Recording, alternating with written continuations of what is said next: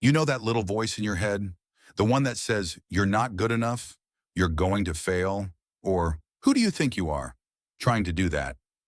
Yeah, that voice. Let's call it Karen. Karen is the worst. She's like that overly critical aunt who shows up uninvited to every family gathering and ruins the vibe. But here's the thing. Karen doesn't have to live rent-free in your head anymore. Today we're evicting her. Self-doubt is something we all deal with. It doesn't matter if you're a CEO, an artist, a student, or someone just trying to figure out life, Karen shows up for everyone. And she's sneaky. She doesn't just say, hey, you're bad at this. Oh no, she's more sophisticated than that. She says things like, what if you fail? Or, what will people think? Or, you're not ready yet. Sound familiar?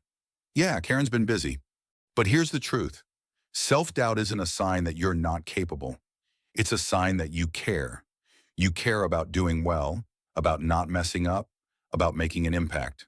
And that's a good thing. The problem is when Karen takes over and paralyzes you. So how do we shut her up? Let's break it down. First, understand where Karen comes from. Self-doubt is often rooted in fear, fear of failure, fear of judgment, fear of the unknown. And guess what? Fear is a liar. It exaggerates. It catastrophizes. It tells you that if you mess up, the world will end. Spoiler alert, it won't. Most of the things we worry about never happen, and even if they do, we're way more resilient than we give ourselves credit for. So step one, recognize that Karen is just fear in a fancy hat. She's not the boss of you. Step two, prove Karen wrong. Start small. Do something that scares you, even if it's just a little bit. Send that email, post that video, apply for that job. Every time you take action, you're building evidence against Karen's lies. You're showing yourself that you can do hard things. And the more you do it, the quieter Karen gets. She might not go away completely. She's stubborn like that. But she'll stop yelling so loud. Step three, surround yourself with cheerleaders. You know who I'm talking about. The people who believe in you even when you don't believe in yourself. They're the ones who say, you've got this, or I'm proud of you, or Karen's full of it. Find those people. Lean on them. And if you don't have them yet, be your own cheerleader. Talk to yourself like you'd talk to your best friend. Would you tell them they're a failure? No? Then don't say it to yourself.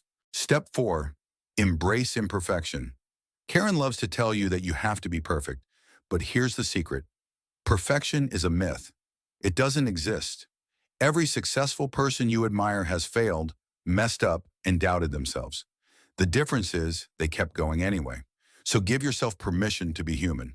Make mistakes, learn from them, and keep moving forward. Now here's your call to action. Today, I want you to do one thing that scares you. Just one. It doesn't have to be huge.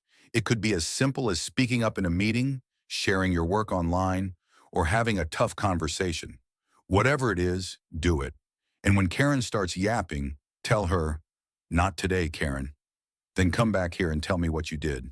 Let's celebrate those small wins together. And if this video helped you, hit that like button and subscribe. Because life's too short to let Karen run the show. You've got dreams to chase, goals to crush, and a whole lot of awesome to bring into the world. So go out there and show Karen who's boss. You've got this. Now go make it happen.